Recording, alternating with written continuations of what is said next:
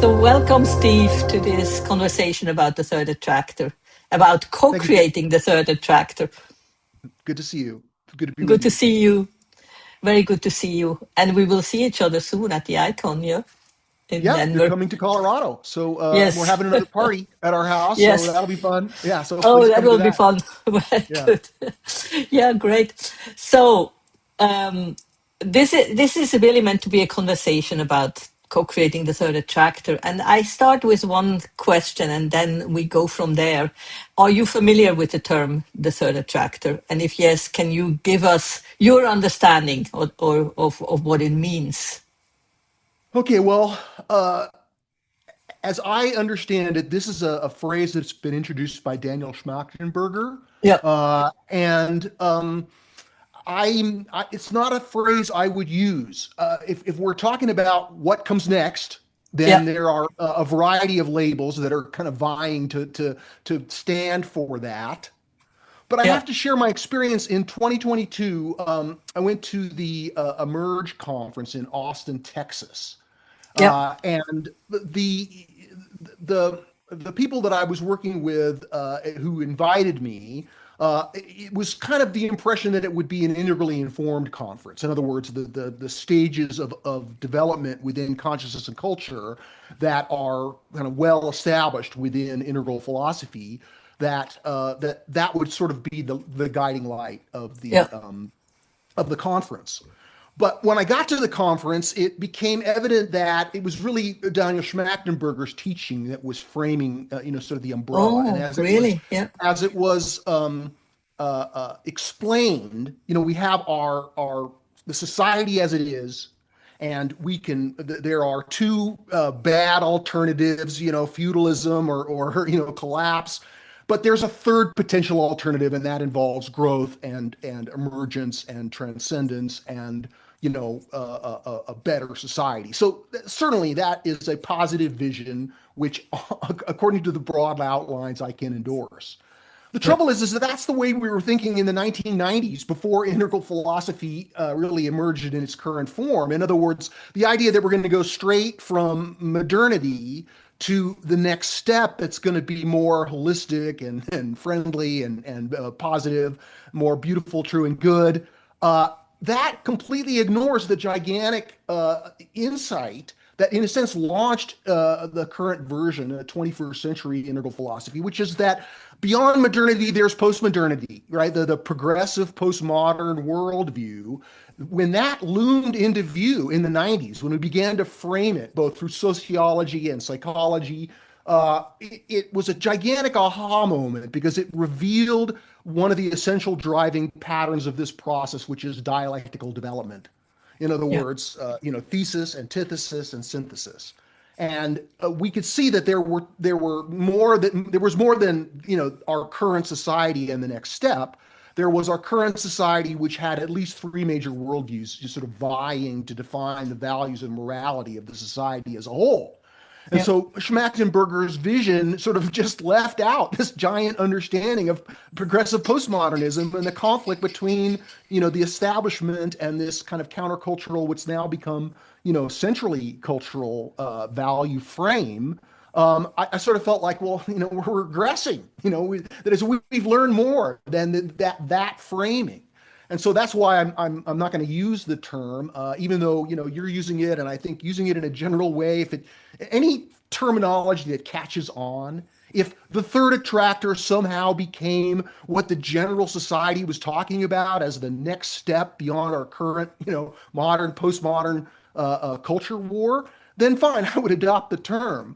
But if people look into it and they see Daniel Schmachtenberger's teachings, who's very progressive postmodern, in my opinion, then they're going to be basically regressing to a green, in his Yeah, yeah, yeah. jargon, a green level. And so that's why I don't use that term and don't think it's really going to become the dominant label for what we hope will be the Yeah. next important step in our cultural evolution.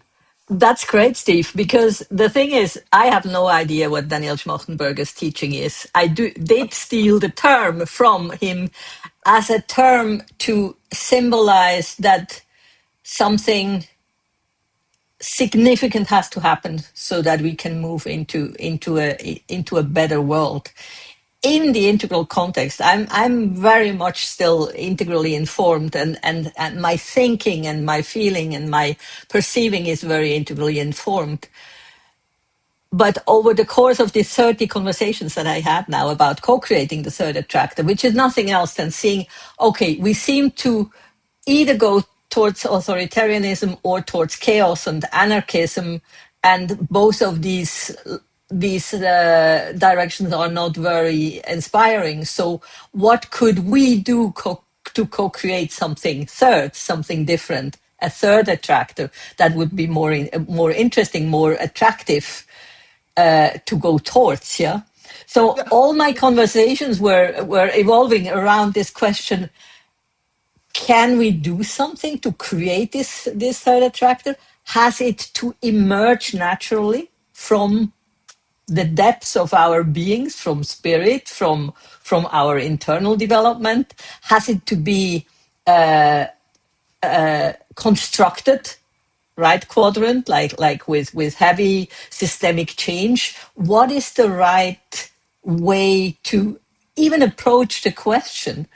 And it's very interesting the different views on what needs to happen for us, for humanity, to move forward into a very positive future. And I'm less, I have less opinions about what really needs to happen than I had 9 months ago when I started the conversations, because I think it humbled me in a sense that I realized, oh, wow, this is so multifaceted, and this is so complex. And then I hit all these paradoxes, like, is it inner or is it outer development that is important?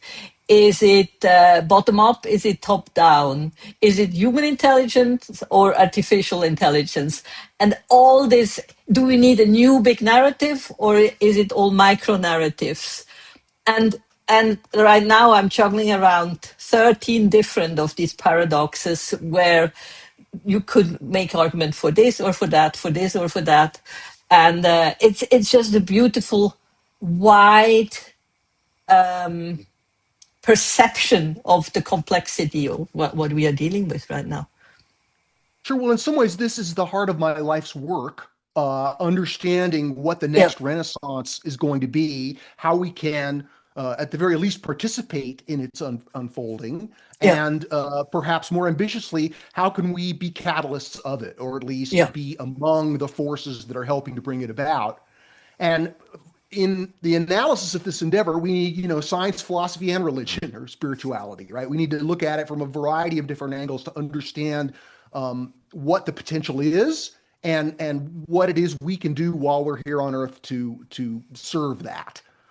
And so a lot of this thinking is been developing for over 100 years, really over 200 years, as this line of philosophy that's tried to understand what evolution is, right? yeah, The coming to grips with the significance that the universe is in the process of becoming, understanding how that becoming occurs, what the structure process of it is, and that leads to the a kind of an analysis or an attempt to understand what's known as noosphere evolution, right? yeah, Or the evolution of human history as its own domain that transcends and includes biological evolution and cosmological evolution.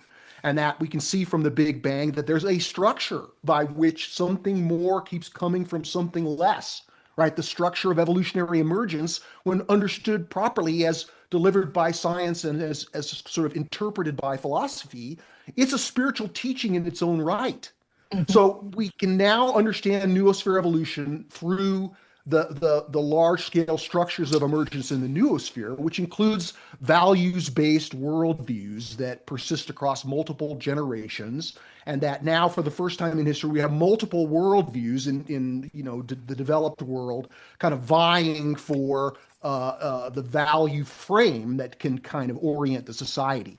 So, traditional these are labeled as the traditional worldview, which includes the great religious civilizations and continues into religiously oriented people living in the developed world. It includes modernity, which again, there's many ways to understand that, but understood as a stage or level of consciousness and culture, both interior and exterior, right? Both intersubjective structures and human artifacts, technology and art.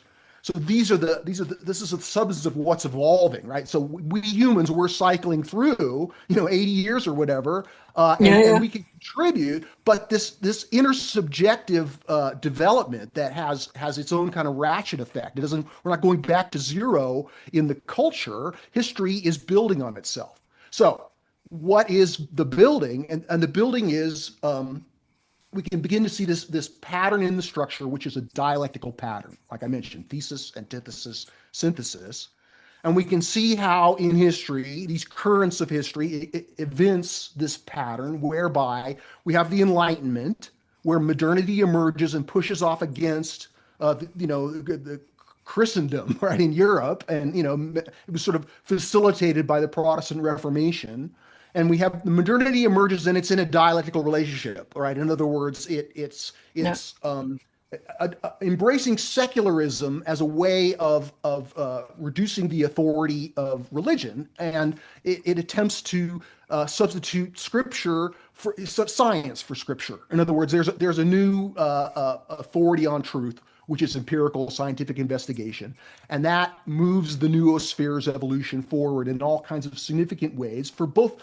Not only does it make the world better, but it also brings new problems, new gnarly problems that we never had at the traditional level, like environmental degradation and nuclear proliferation. So modernity is not sustainable in its kind of form because it's too destructive, but it's an important step. If we see these things not as fixed structures, but as modes or moments in the process of dialectical development, in the 90s, as I mentioned, there was a kind of a big breakthrough in discovering, what spiral dynamics labels, the green value meme, right? Or what we Yeah. now formally call the progressive postmodern worldview. And we were all part of that, right? In other words, I was in the 70s attracted to alternative spirituality and really defined myself as in a countercultural vein.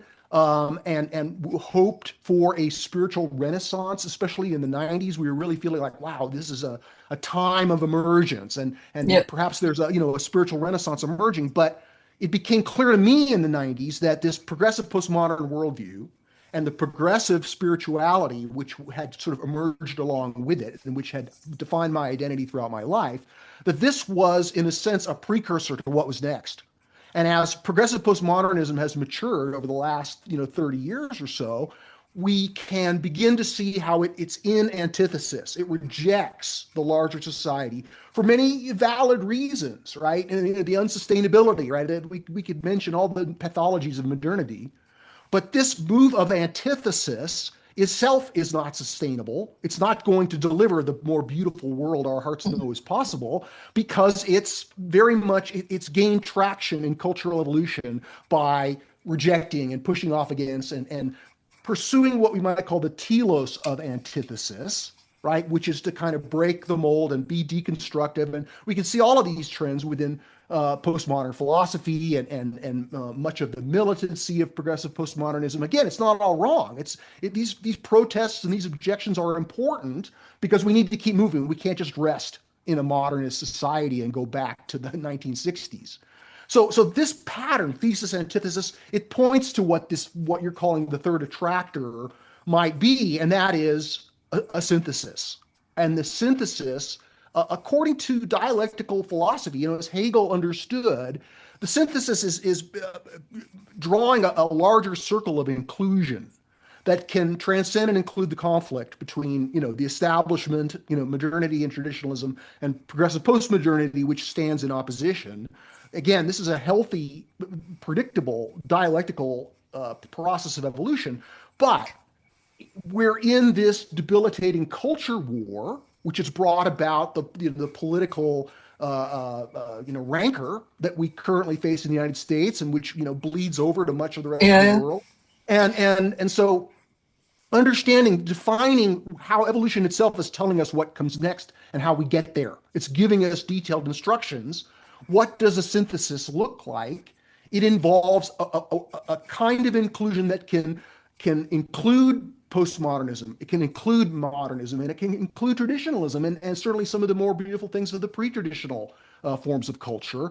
It does this not by simply bringing them all together in some kind of relativistic kumbaya circle. That would be a progressive postmodern move. What the synthesis, the postmodern synthesis does, is it brings forward a frame that recognizes how these conflicts, the conflict between modernism and postmodernism, or the conflict between traditionalism and modernism, these dialectical differences, that they're engines of evolution themselves. It's in these conflicts that the values are being kind of, in a sense, generated.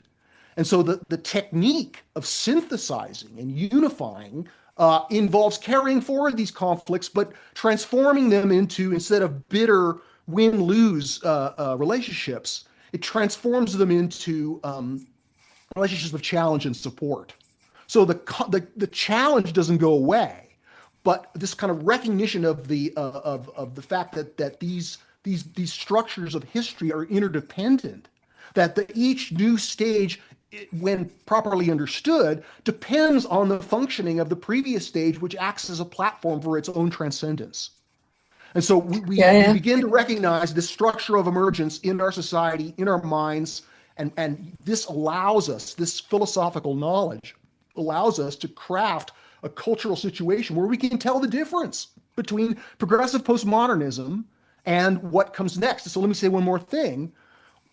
Another reason that I sort of reject the third attractor label, and one of the reasons that I'm saying that, in my opinion, the cultural center of gravity of Daniela Schmachtenberger is very much progressive postmodern, is because a central feature or attractive element of progressive postmodernism is doomsaying. In other words, the idea that we are trending down fast, and that our collapse is almost inevitable, that either chaos or authoritarianism, those are forms of doomsaying which are very popular within progressive postmodernism. They attract large audiences because they feed progressive postmodernism's need to see modernity as fragile and vulnerable and about to go down, right? So this is kind of telling people what they want to hear. I mean, now doomsaying is attractive at every level of cultural evolution, just like, you can't help but look at a traffic accident, when you drive by. It's just, there's something about it. Your evolutionary psychology makes you want to look for that. But when we begin to see, okay, well, much of the narrative of doomsaying, the elaborate, doomsday scenarios that are sketched out by Schmachtenberger and others, that those are that progressive postmodernism sees them in a purely negative, it's like the big threat, the big fear. And while that's not all wrong, it's important to see that the cliche is that the crisis and opportunity are different sides of the same coin. Like the Chinese character for crisis, opportunity, it's the same character. So I see the culture war, these threats to our civilization, as important stimuli for what comes next. In other words, it's the problematic life conditions that stimulate the further emergence of noosphere evolution. So I'm far more, hopeful and convicted to our further development and indeed progress than is really acceptable within the discourse of progressive postmodernity, because I value modernism and see how innovative and powerful and creative it is, and how that's not just going to mean that all the forces of innovation and creativity which have brought us to where we are, those aren't going away. Right? Modernism may be ideologically muted by the rise of progressive postmodernism and its adoption by the elite institutions of the developed world. But again, if you see it as a process, if you look at history and see how noosphere evolution does indeed have a trajectory, then this provides a degree of confidence regarding the fact that we're not going to collapse, and that this next great phase of human history that's emerging on the horizon now will indeed come about, whether it's in our lifetimes or not. Getting our philosophy and our sociology regarding what it is, getting to a progressive postmodern level of understanding with respect to that is important if we're going to be effective agents of its emergence. Mm-hmm. Wow, that gives hope. So I hope that you are right. Sure. I never thought of the doomsayers as a sign of postmodernism. That's very interesting. So, but then if we take this as a given for now, let me ask you the question then: where do you see signs that this synthesis that has to happen is starting to happen? Do you have positive example signs where people, groups, communities actually work on this kind of synthesis? Because I don't think I'm a doomer, but I don't see any sign of this circle of identification that you mentioned expanding. But I see a lot of signs that this circle of identification are getting smaller, and that identity politics is dominant everywhere, that nationalism is dominant, and that's all the circles of identification that close down and not open up as we would wish for. I mean, we both would probably wish for a circle of identification as a human being in on this globe, yeah. But that's not what is happening right now in the world. Certainly, and I'm not claiming, I'm not trying to point to the forms of cultural emergence that demonstrate the synthesis. I'm Yeah, at the level of the philosophy of noosphere evolution, and I yeah, can see progressive postmodernism. It emerged right around the time that I was born in 1960, and has been continuing to emerge throughout my life. So I've sort of lived through it and witnessed it and seeing how it's fresh emergence with all kinds of beautiful new art and hopeful narratives of our flourishing, that those in many ways have decayed into a kind of identity politics, as you mentioned, a very much a this telos of antithesis is just the way to describe it. It's as it's matured over the years and it's gained power and cultural authority, it has in a sense become a force of deconstruction, right? And hmm, again, there's many things that could profitably be deconstructed, right? But as the culture war intensifies, each of these worldviews feels under threat, and so they try to create, they sort of unconsciously or collectively try to create a cell membrane around their worldview, whereby there are orthodoxies that if you deny the orthodoxy, then they can place you outside of the membrane, right? They start to contract yeah, and become yeah. more, and so nationalism is the contraction of traditionalism and modernism, which is in some ways the rise of nationalism is reflected in this indestructible polarity of nationalism and globalism, at least in the 21st century. The globalism and nationalism from a developmental perspective are mutually co-creating in their value generating capacity, in the sense that we can't transcend nation states at this point. We can't just declare all borders open. That would create chaos and would create a leveling effect Hmm. where we'd go, the world would become, in a sense, regress to many pre-modern characteristics. Yeah. So nationalism, needs to be defended. Now, I certainly don't support Trump and don't like to see, the destruction and the humiliation of many American values that he represents.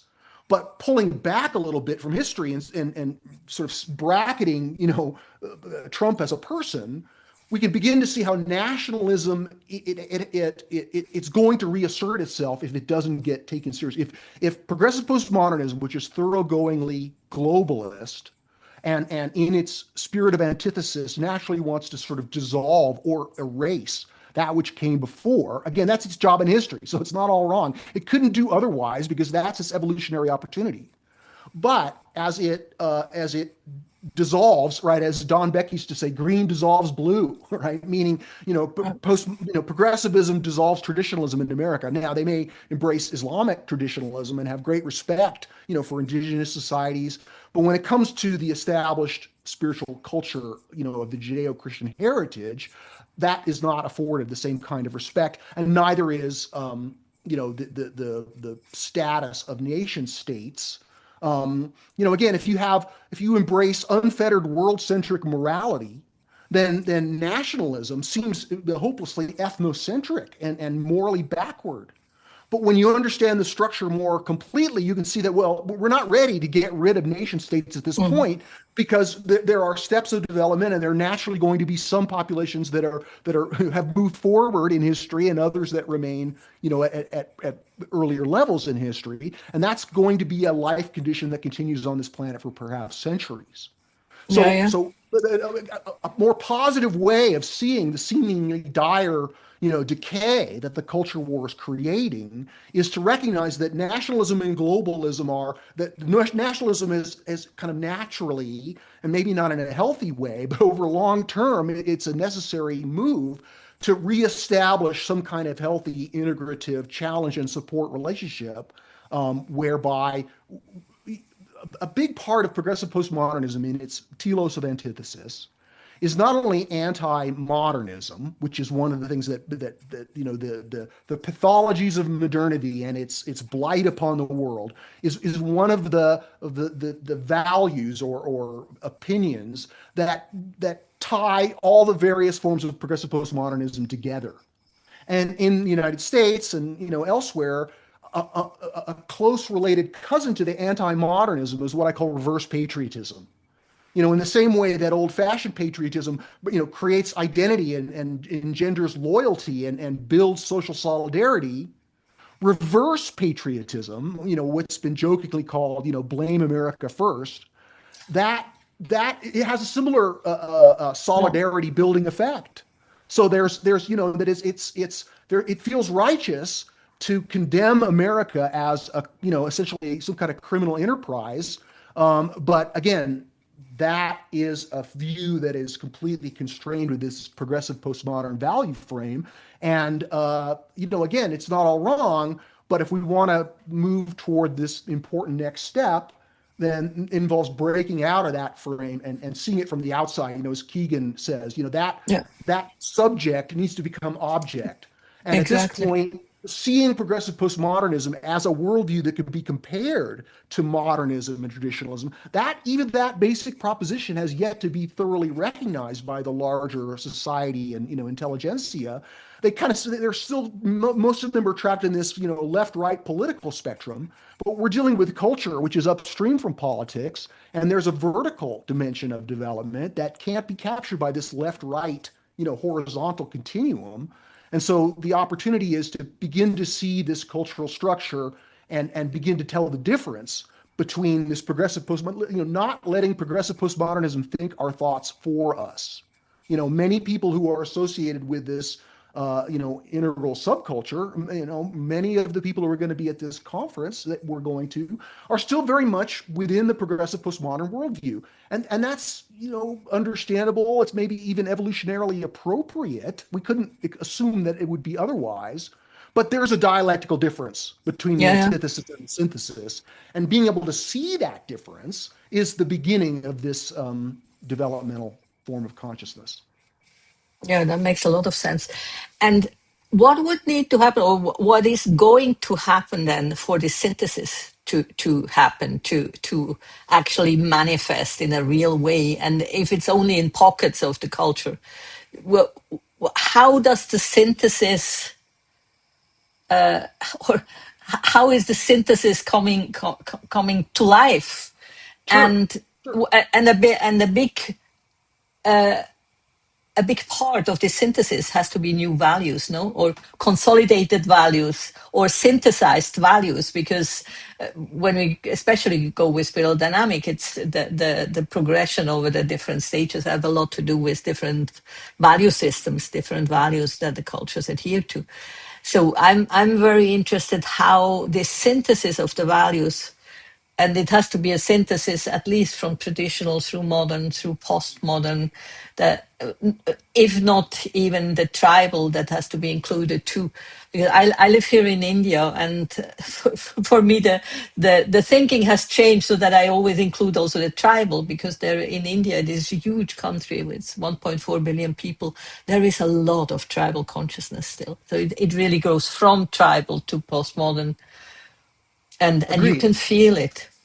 Yes, indeed. And the gifts or important perspectives of indigenous or pre-traditional, there's many ways to label it, um, the important cultural project of carrying, rediscovering, revaluing, and bringing forward those important ways of being human, that's already begun at the progressive postmodern level, right? They have a Yep. great affinity for indigenous consciousness, even though Yeah. they are, romanticizing it and, just emphasizing the positives without really acknowledging, the negatives that went with the life conditions that people lived in for those, Yeah. Yeah. thousands of years. But back to your earlier question about how is the synthesis going Hmm. to emerge? I mean, at first, it's important to say, look, that is right now there's a philosophical understanding of noosphere evolution and value realism that's emerging now. I'm working on it. In some ways, you're working on it. There are many people working on it. But even though it looked as though the integral culture that was gaining traction in the 2000s, and when What is Enlightenment magazine, right? Andrews magazine was really Hmm. an excellent artifact that demonstrated that emergence. But in over the last 15 years or so, much of that has failed to launch. It's failed to break out of progressive postmodernism and the cultural gravity of progressive postmodernism, where people are trying to create a tribe. That's kind of where things exist within the various subcultures that are vying to define or lead, this next step. But many Would people you can say? feel it. Would Go you see on. the I just want to inject something and then I let you explain the synthesis again. Of course. Would you say that the metamodernists that are quite big as a movement right now, would you put them in the same bucket of late postmodernists? Like I saw you just talking with Brennan Graham Dempsey, like this whole crowd around him and what they are doing under the label of metamodernism always struck me as an emergence of teal or yellow first stage of integral. Where would you see that then? Or is this a too tricky question? No, no, no, it's fine. But let me go back to your previous question and Yep, answer that, and then I'll circle back to good. metamodernism, right? Yep. So the first question is, how does cultural emergence occur? There's a variety of answers. It can't be socially engineered. It's not mechanical or predictable. Indeed, it involves a certain amount of grace, and in some ways, emergence across the universe is unpredictable. In other words, Mm, there's something mm, surprising that emerges that we can't anticipate because it's yeah. not following a mechanical pattern. But important insights about what we might expect or where we might look to become participants in this emergence can be seen in the history of previous emergences. And I think the most relevant is the emergence of the Enlightenment. Again, it wasn't European society as a whole. It started with elites. I mean, if you read about, for example, the Republic of Letters, as it was called, was a series of literary, educated, intellectual people in Europe around the Enlightenment, where they would write letters to each other, and those letters were not censored by their various national polities. And they were able to create this kind of culture that began to develop social norms around empiricism and science and liberal values. And the Republic of Letters, again, it was small, but it acted as a lever which eventually led to the Enlightenment. Now, even as late as the end of the 19th century, the majority of the people in what we now call the developed world still had a traditional consciousness. Like a Mm, modernity and modernist consciousness was really the province of educated people for the most part, mhm, or people who were kind of very much in that cultural flow. And then gradually over the 20th century, this modernist consciousness became increasingly democratized, and success and the widespread adoption of modernist consciousness in the United States and elsewhere in the developed world, the kind of signal of the completion that kind of paved the way for this next emergence of progressive postmodernism in the 60s. It came out of the middle class youth who already had everything that modernity could deliver. And they said, is this all there is? It's time to turn on, tune in, drop out. And that led to this alternative culture of antithesis, which has been a mhm. beautiful thing. It's defined my life, but now we're ready to move beyond it historically in New Eastern Revolution. So we can look for it and expect it in subcultures, intellectual, somewhat elite, philosophically informed subcultures, just like the Enlightenment emerged perhaps we can place ourselves as something similar now, as a subculture of similar to the Republic of Letters that's talking about these ideas, Mhm, even though mhm. they're sort of not being noticed by the rest of the mainstream society, or only, in a minor way. So that's my quick answer on, Yeah. where do we look for this next step? Now, I want to commend some of the metamodernists, including Daniel Gertz and Emil Fritz and Brandon Graham Dempsey, because they have a developmental perspective. Because Hans Freinack, right, the pseudonymous author, adopted spiral dynamics, that gave it a developmental perspective, and it was keyed and sort of the tone of it was carefully calculated to be appealing to a demographic. Now, we're still Yeah. talking about a very small subculture. Right? These are self-published books. Right? They haven't sold tens of thousands of copies, but they nevertheless have made an impact within what was previously an integral subculture. Mhm.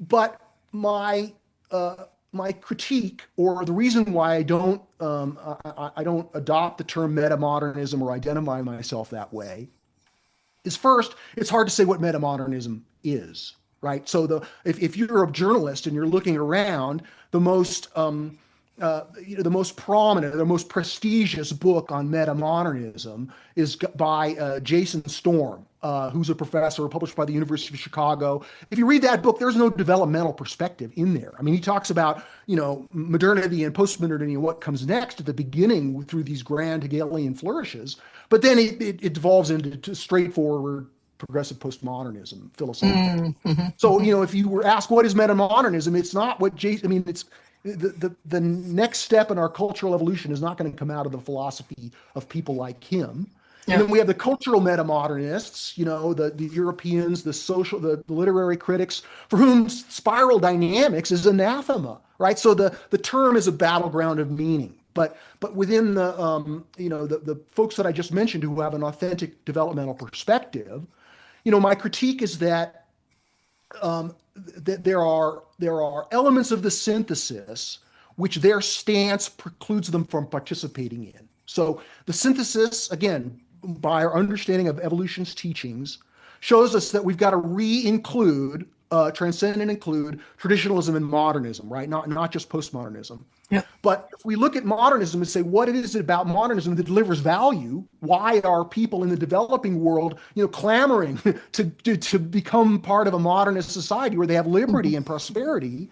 A huge part of the value, they're the twin value creating engines of modernity are science and economic freedom, right? Which is of a piece with the liberal values, in the Bill of Rights in general. And so these things create the wealthy and free societies that then give rise to progressive postmodernism, which realizes that that's not sustainable for all kinds of reasons. So the the idea that we're going to transcend in the synthesis, but we're going to replace capitalism. We're going to, we're going to see modernity as something that is no longer viable. Then that precludes you from being in a synthetic culture. Similarly, if you think religion, the great religions of the world, if you think those are worthless fairy tales or embarrassing Yeah. woo-woo Yeah. that you have to secularize, you're not going to be able to synthesize Synthesize. the gifts of traditionalism within this next step. So I would say they're arrested at the level of modernity and postmodernity, for understandable reasons. We're all in the process of growing and learning. So perhaps, they'll break out of these constraints. But for now, I have to distinguish what I'm talking about from what they're talking about because I don't think it's adequately synthetic. And this is an argument I make with greater detail in my forthcoming book, which is Truth Emerging, a developmental philosophy of purpose and progress, which Mm. is going to be published by Orbis Books, which is the leading publisher of works around Teilhard de Chardin, in September. So Oh, that that's my sounds plug amazing. for the Yeah, book. very good. So, but if I would ask you, and I know it's a difficult question, what intuition do you have how a synthesis should look like? Because I hear you say again and again, modernism has its ups and downsides, obviously, as all stages have, and still we want to transcend and include. What is a realistic scenario of actually doing this? Considering that, for example, this modern mindset of growth, growth, growth, growth until we hit the wall is, in my opinion, definitely not sustainable. So, how does a synthesis with modernism look like so that it becomes healthy and sustainable Sure. moving Well, forward over the next thousands of years, no? yeah. Well, I mean, over the next thousands of years, there's going to be more worldviews, more cultural steps that go beyond where we are now.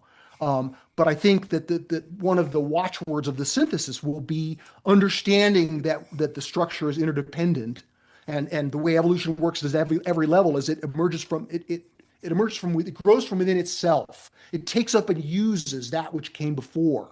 And if we're going to create a synthesis, we have to adequately use the gifts of these previous stages in modified form, right? So we want modernity's innovation and its emphasis on progress as a value. That's not all wrong. But we can bring in progressive postmodern critiques to just say urban sprawl or the use of energy that just pollutes the world. Those are not kind of growth we can afford to support anymore. So it's not as if growth is vilified or degrowth is emphasized, which is very much a progressive postmodern program. It's about recognizing that growth can continue in sustainable ways, growth in knowledge, right? Growth in social solidarity and welfare, growth in prosperity, growth in liberty. There's all kinds of ways that modernity's penchant for growth can be carried forward and continue to be fed in a healthy way. The point is that the synthesis is negating the negation. It's trying to remove the barriers that keep us from integrating and appreciating these previous gifts, right? It helps us stop being at war with ourselves as a society, transcending the culture war. That's the primary problematic life condition that's calling forth this next step. But the reason that we need a more mature value system is to grow out of the culture war. It's not going to be solved by one side winning. So, Yeah, yeah. yeah. So the synthesis looks like uh, a recognition that in some ways the higher purpose of humanity is to contribute to the further evolution of the noosphere. And the next step for the further evolution of the noosphere means reconciling these conflicting worldviews. And that means allowing for some of the positive contributions, some of the values, and having a degree of respect for the sensibilities of each one of these worldviews. The key is to recruit people from every one of these worldviews into this synthesis, whereby we can be the idea is to be better proponents of these worldviews than the denizens of these worldviews themselves. In other words, the synthesis looks like you can argue for or defend the very important insights of religion and its insight into spiritual experience and the nature of ultimate reality. You can recognize that's not all wrong, although it's a step. It's immature, like all of this. We need to recognize that something in this universe is sacred, and indeed Yeah, many yeah. things are, including each of us, and that sort of inclusion of the validity of the sacred into our culture is one of the ways we can carry forward the gifts of the traditional worldview. And likewise, I mentioned regarding modernity, recognizing that growth is part of the noosphere evolution. We don't want to vilify growth or pretend that we can stand still. That is, as evolution unfolds, cultural evolution, the evolution of society and art and technology, we're confronted with new problems. Every step of growth brings new problems that require further growth. So again, we can't vilify growth. We have to distinguish between healthy growth and unsustainable or unhealthy growth. Likewise with progressive postmodernism, the beautiful values of really caring about people. I frame them as caring values. We need those if we're going to make a better world. We just need to bring those into a cultural context where they're not so destructive of the best of what's come before. Hmm. Yeah, that makes sense. I'm still I'm still thinking about how this can look like. Do you know of the work of Said Davlabani? Did you read No, his last book, The Second Sapiens? He is a no, spiritual I haven't read it. dynamics guy, yeah. and his last book is going deep into the state of the world and all the planetary boundaries that we are already hitting, and it's not a optimistic book in a way, but it's a very good book. So it's, yeah, you might call it the doomer book, but it's a very good book. And I'm probably in that camp where I feel like the state of affairs that we are in right now is really not giving a lot of reason for hope, or seeing pockets of politics or countries or things moving in a synthesis direction. No, so I wonder where you take the hope from. Just Well, by trusting the process, trusting evolution itself, or is it also a possibility that humanity is not surviving this evolution of the universe that is evoluting already for 13.8 billion years, no? sure, sure. Well, that's an excellent question. And I've got a kind of a two-phase answer, right? The first most obvious answer is from where do I get optimism? I mean, I don't even call it optimism. I call it hope because Yeah, optimism's like a bet. Like my best prediction for the outcome is this. Hope is more like have skin in the game. Like yeah, I'm part of this, and I actually care whether it happens or not, yes. right? So again, regression is always a possibility, and those who are saying these are our limits environmentally or socially, those are important messages that the culture needs to hear. But again, those become most productive when they are held in a context of, again, this polarity, understanding of polarities.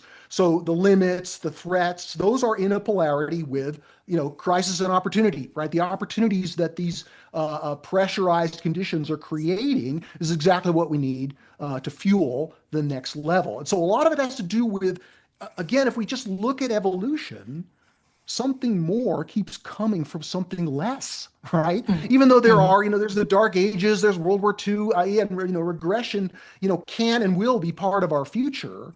But overall, if you take a big enough perspective or a high enough resolution at looking at the structure of emergence, I think it gives you some faith in the continuing process. I Mhm. certainly reject the idea that humans are going to be extinct. I think that's an extreme doomer narrative that isn't particularly rational. But I do think that the threats are real and that progressive postmodernism is not all wrong in emphasizing those threats. But the hope, in a sense, and this is the second part of the answer, it's part of a virtues practice, right? So this is something from that originates in antiquity, but it's been carried forward through traditionalism. The idea that ethics can't be understood as in a utilitarian philosophical sense, the greatest good for the greatest whole. Well, that's not all wrong. There's a deeper level of what ethics is about, and it's about perceiving and acting, responding to what I call the upward current of the good, right? The opposite of energy, what Whitehead called the lure of eros, the lure of value, the traction or the attractor, if I can use that term, of a better way, that's there, that goodness, truth, and beauty as forces in the universe as they act on the Mhm. inside to attract our consciousness, that those are still pulling. And sometimes it's the negative circumstances by which those values are illuminated most clearly. So this practice of virtues is about a personal commitment. It's a spiritual practice of being good, being good and true and beautiful through the virtue practices there, as Mhm. they've been talked about since antiquity, right? The seven virtues of Catholicism, or Ben Franklin's 13 virtues, or what it means to have integrity and be a good human. The commitment to that includes hope. Right, faith, Yeah. hope, and love are ancient virtues that I would say are fundamental virtues, and that feeling like I have a duty to hope, and that by hoping, it's a technique of perception for the good, and it's through hope that I have a sense of courage and other virtues around the challenges we face and the opportunities for further growth that are before us. Yeah. So I hear you say here inner development is very important as an ingredient for this emergence to happen. Yeah. And I totally agree. I sometimes feel like it's the ingredient that is probably the most important. I'm not sure that this is true, but in myself, I feel like inner development would have so much potential to actually change something in the outer. If people would be a little less selfish, for example, and a little more thinking for the whole instead for parts of it. But then, on the other hand, in all my conversations about the third attractor, we also talked a lot about system change, and I'm curious, where do you see system change would need to happen, and how does system change happen in this synthesis thinking? Because I think my question boils down to: will systems have to evolve in this whole process, or are there also systems that just have to be torn down and built up from scratch, like governance system, democratic system, how we vote, how we make decisions, how schools are done, all this lower right quadrant. I know you are not so much into the quadrants, but I still love them. The lower right quadrant system things. How do they adapt, or is there something that can be done there that can accelerate or help to accelerate the emergence of the new? Sure. Well, I would say it begins by dispelling the metaphysical confusion around dialectical materialism, which comes from Marxism, which sort of sees systems as physical things that kind of unfold like cosmological evolution, kind of automatically and materially. They're just kind of running downhill, and it kind of just unfolds, and that Yeah. it's purely physical and can be understood from a materialistic point of view. I think that's badly mistaken, because Hmm. if we look at what is physical, versus what's interior, we can see that the physical stuff is, the computers that we're using, or the power grid that we're tapped into, or the physical stuff is like the surface of the inner subjective Yeah. depth. And so if we're going to, the physical stuff is in a sense just a reflection of what's going on in the inner in the interiors, right? That it's just the kind of the surface. If you Hmm. think about language, right? Language is this giant system of meaning and communication, but the physical stuff is just small mouth noises, right? Or scratches on the granite. It's Hmm. it's just the surface. And so thinking of it as the interior and the exterior as co-equal, I think is that's one of the critiques that I have of this quadrant way of thinking. And the difference between artifacts and hold-ons. There's, I got on our YouTube channel, Developmental Philosophy. I've recently published lectures that one was a critique of developmental psychology, and then the Yeah. most recent one is a critique of Ken Wilber's quadrant model. And I think those are ways that I think that I'm trying to identify elements of integral theory, or this sort of integral philosophy as it's loosely understood in this subculture, how there are elements of it which are not true enough yet, and that part of the reason that it isn't having an effective influence on society is that there are elements of its philosophy that need to be improved. So that's one Hmm. of the things that I'm trying to do in my own humble way. And so systems, right? Part of the impulse of progressive postmodernism, and indeed it's fully on display within progressive postmodernism, but it goes back to before that form of culture emerged, and that is what we might call clean slateism, right? The idea that you can just wipe things clean. It's a form of utopian thinking. That what we have is bad, and the best way to deal with it is to get rid of it, and then Yeah. from this scraped off ground, something new and miraculous will emerge. Well, history teaches that way of thinking about positive social change is deeply mistaken, because that's not how evolution works. I mean, Hmm. sometimes, the dinosaurs get wiped out, right? And Yeah, that yeah. allows for the mammals to emerge, right? But But in that's rare. general, where we are now is that if we were to wipe out the systems of our civilization, the physical elements, right, and both their objective, artifactual, physical things, and then as well as the intersubjective agreements and commitments that Hmm. keep them Hmm. going, right? If you think about money, right, the physical part of money is very small, but what our agreement is and the laws Yeah, that yeah. have been created for private property, et cetera, that's all mostly intersubjective.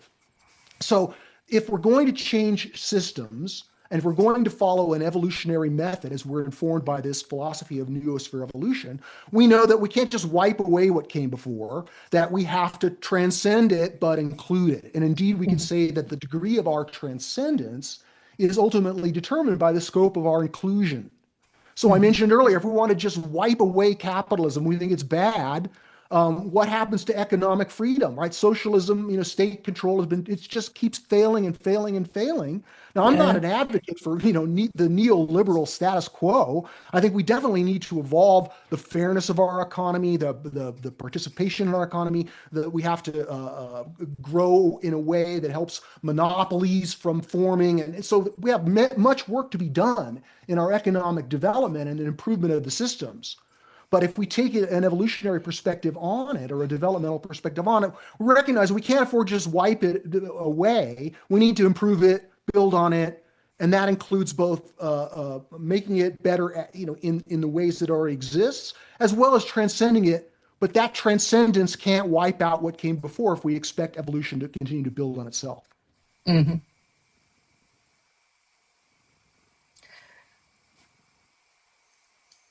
And but I also kind of implicit in what you are saying here. You say these things have to emerge together with the whole new value stack. They have to emerge. They cannot be constructed. Or is there a way to help the system change as a stepping ahead, as a support for evolution Of to course, we to got take to this write next step? books, start nonprofits, create podcasts, go to conferences, try to build culture in the ways that culture gets built, Yeah. and trying to popularize this or make it dumb it down so that it appeals to folks because it gives them something practical. I mean, I've worked on that. I've had some success in popularizing or trying to frame this way of thinking as something useful that people don't have to change their worldview to be able to use. But I think that can only go so far. I don't think Hmm. that this is something you don't use it; it uses you, in the Yeah, sense yeah. that we are being called to adopt this developmental perspective, and it involves, like any, if you think about the perspective on a landscape, you got to climb up the hill to be able to see the larger view, and so you can look at a picture of what that larger view looks like from down at the lower level and get a sense of what it is, what the big picture is. But until you actually gain the altitude and can look down for Yeah, yeah. yourself, it's not going to be as vivid or transformative as the actual authentic elevation of perspective. Yeah. You also tried a few things in politics, yeah? But do Well, I I certainly didn't understand? run for office, but No.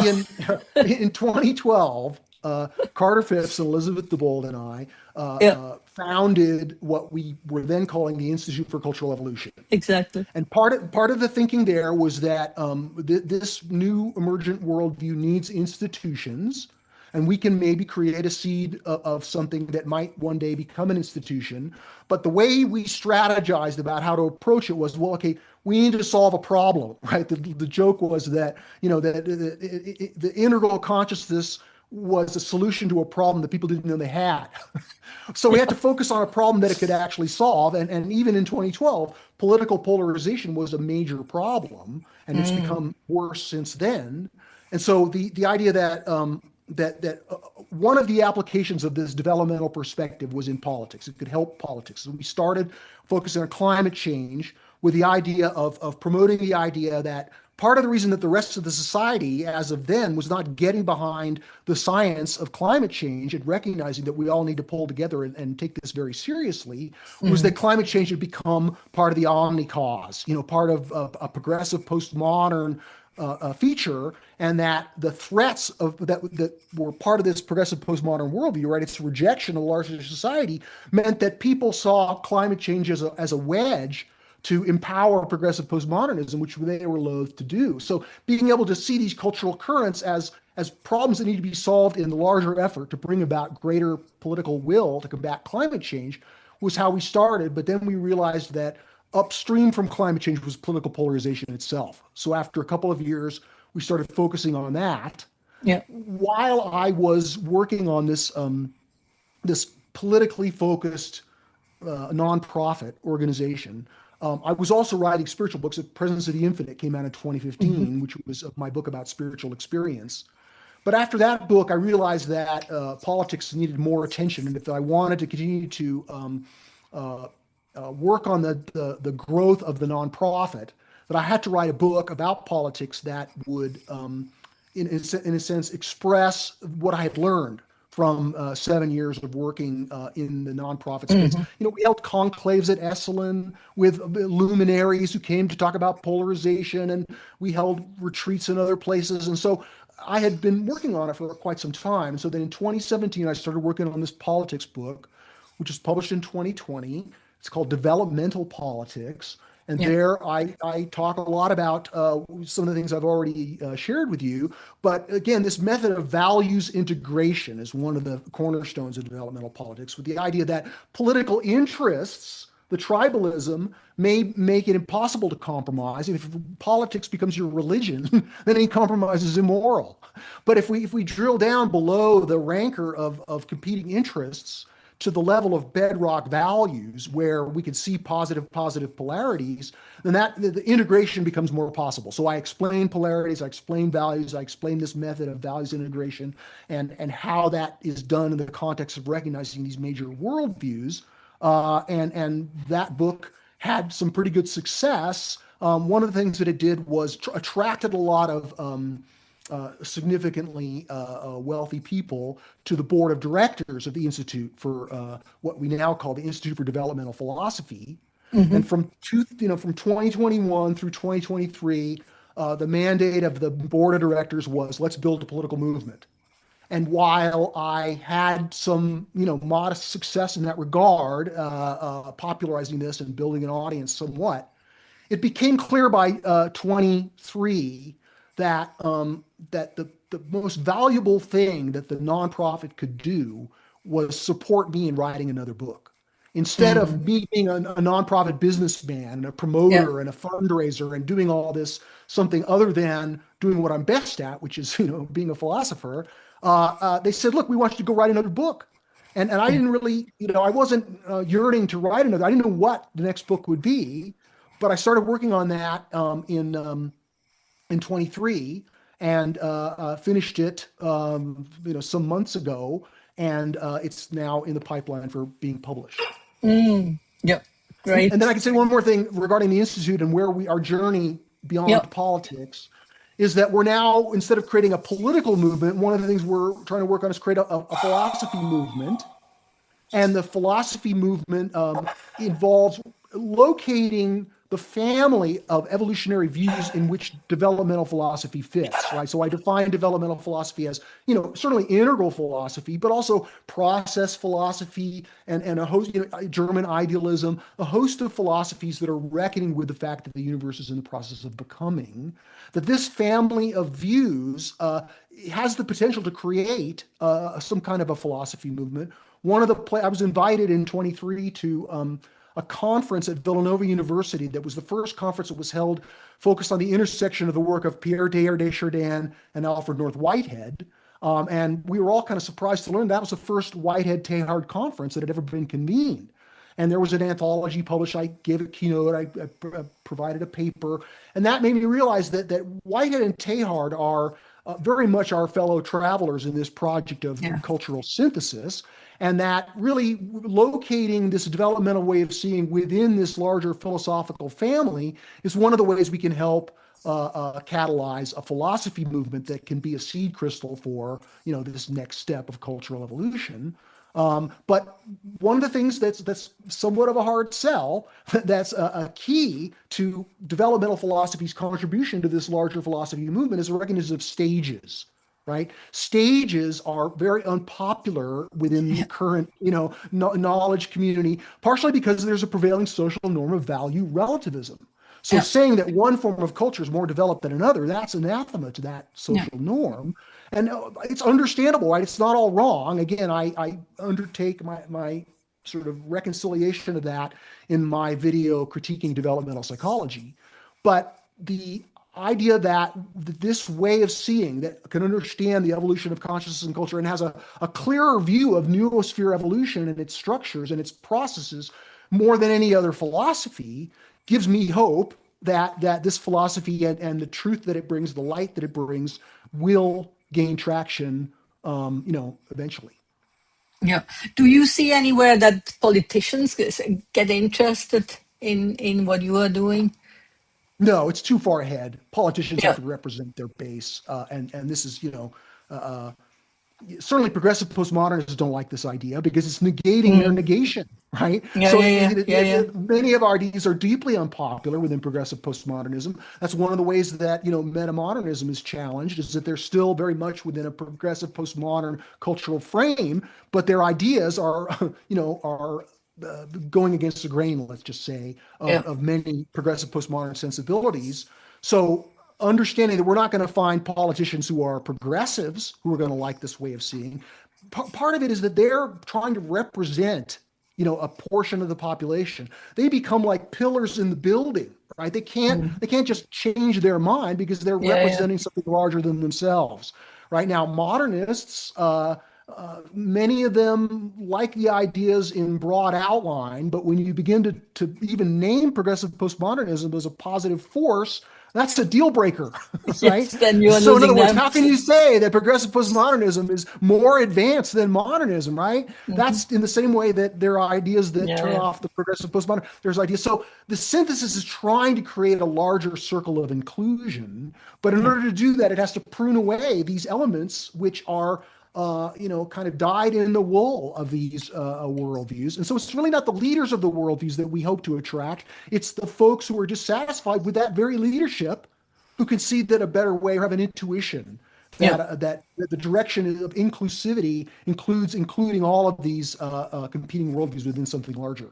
Yeah. Yeah. Let me ask you probably a last set of questions that has to be addressed with you. What is the role of AI in all of this? How do you see AI in a developmental process in itself? Where is it going? What is it doing? Is it good, bad, neutral? Right. I wrote a paper, which is both on my Substack and posted on our various websites in 2023, called The Spiritual Significance of the Rise of AI. Hmm. And there I talked about how it's certainly a transformative technology, perhaps more transformative than previous major technological breakthroughs. But at the same time, I argue that the notion that it's going to become self-conscious, or that as soon as the complexity of the AI becomes information rich enough, consciousness is going to emerge. I think that's philosophically confused. I think that it's a product of a materialistic physicalist worldview that doesn't understand what consciousness is, how its emergence within humanity requires the entire structure of it goes all the way down. So the idea that we're going to just create this mechanical thing and it's going to become not just self-aware but smarter than humans in every way, I think that's a fallacy of physicalism and physicalist philosophy within tech culture, and how many of the leaders of that technological philosophy are still at this modernist level where Hmm. they see the universe as purely physical and don't understand the interior universe and consciousness. So AI will certainly have a major effect, both positive and negative, on our society, just like these other technologies have done. But at the same time, I think it's the best way to see it is as a technology and not as the coming of aliens. And I think that we need to have confidence in our understanding of what consciousness is so that we're not duped by the hype around AI becoming conscious and taking over the world. There are certainly real threats that don't involve, the emergence of consciousness within a machine for us to be concerned about it. But I also see it as creating new problems that we then solve, just like the automobile. The automobile created when it was a free for all. People were getting run down. There were no traffic lights, and eventually there were traffic engineers, and it still is a threat to society. It still kills whatever 30,000 people a year in America in car accidents, but probably more than that at this point. But that doesn't mean that we haven't all benefited from the emergence of automobiles, and that we want to make a society in which the negatives of automobiles are continuously constrained and reduced, and the positives are carried forward. And we can say the same thing, I think, regarding the technology of artificial intelligence. Yes, yes and no. I'm not sure I totally agree with that, because where I see a bigger danger than in cars is in people starting to see AI as conscious or as a relationship partner. And I'm totally with you. I don't believe it will be conscious anytime soon, or probably anytime. But from what I perceive out in the world right now, that doesn't matter. When people start to talk with these chatbots and chat friends as if those were real people, I see a huge socio-cultural challenge coming towards us. And I'm not sure that it just doesn't feel healthy when people start to have relationships with Well, these I almost certainly, conscious yes, I certainly things. agree that it's a form of spiritual debt. It's a spiritual decay Yeah, if you're drawn into what's known in philosophy as solipsism, right, where the yeah, world yeah, is, yeah, yeah, yeah, it's just exactly. within your head. And if the AIs, in a sense, pull people into solipsism because they're being fooled into thinking that they're having a real relationship, AI Yeah, is really good at fooling you. And we as a society need to develop defenses and social norms to counter that threat in the same way that we're now developing social norms and laws around the threat of social media, right? Social media challenges people not to be duped by the authority of what's coming over their screens. And people are becoming more savvy and more cynical and more media educated regarding all these attempts to manipulate them. Although certainly the people who don't possess those skills in a strong way are indeed being manipulated, and that's definitely a negative. But again, this is a challenge that causes us to grow, and AI will be these solipsistic relationships and the psychological harm that comes from them that we can anticipate will grow larger. I'm not discounting that threat. I'm just saying that that's among the challenges that's going to cause us to grow, and there's going to yeah. be some damage and harm along the way. Yeah, yeah. And it's interesting what you say about the modernists speaking about consciousness. I just read today that Richard Dawkins kind of had a public statement out that he had played with Claude for a few hours, and that it almost felt like conscious. So, and everybody is talking now about Richard Dawkins, who is very much a materialist. Richard Dawkins, he's Thinks, almost conscious. I've played with exactly, AI too. I mean, certainly used it as a research assistant, yeah, exactly, and recently I've been sort of arguing with it yeah, and seeing how it is trying to defend things in ways that are, in a sense, biased and transparently yeah. kind of agenda driven. And so Oh, I mean, again, I'm working with ChatGPT 5, and maybe some models are more advanced than that, and certainly they're going to get more and more intelligent in their mechanical way. But I just don't see it as being as impressive as folks like Dawkins seem to think it is. yeah, yeah. No, he is not the only one, I think. And what I find surprising or confusing also is how many people that were involved in AI development seem to be very concerned about what could happen, and that's still something where I cannot get my head around completely, because one part of me thinks, I mean, they were there, they know what is happening, they see what is happening, why are they so concerned? And then other people are more relaxed like you and say, no, it's a development, it's a tool, as we had tools I'm not saying there's before. nothing to worry about, right? Yeah. I'm not saying that there is a large potential for significant destruction as a result of it. Hmm. But the fears that you're mentioning are arising in the context A of a materialistic view that doesn't understand consciousness, and B within a progressive postmodern culture for whom doom is a very attractive proposition. I mean, subconsciously, right? In other words, it's attractive in the way, a car accident is attractive. The feeding of that doom is very much a progressive postmodern project because it serves the larger purpose of anti-modernism, right? If you see technology as being an existential threat to humanity's continuing survival, then that is a powerful reason to try to constrain modernity or try to constrain technological development. So a lot of that is being manufactured by this progressive postmodern value system. And again, it's not all wrong, it's just partial. But the thing is, I seem to hear you say the real danger that people are pointing to could only come if it would become conscious. But No. I'm not saying that at all. Let me just stop okay, you right there and say, okay, good. Yeah, certainly because I don't people see that using at all. AI Yeah, as yeah, companions, as friends, as filling in the need for human interaction, as manipulating people with false authority, of being manipulated by people with dark ends, yeah, of yeah, disrupting the economy in ways that cause regression. There are a whole multitude of significant threats that this technology poses to our society. So I'm not trying to downplay those, or I mean, in other yeah, words, yeah. it's not simply, oh, there's nothing to worry about, or oh, the extinction of humanity is nigh. Somewhere in Exactly. between those It's two somewhere is in the best between. way to understand it. Yeah. We need another synthesis there, though. Well, we need to see it in a clear-eyed Yeah, way that's not yeah, in a sense clouded by false philosophies or cultural agendas. yeah.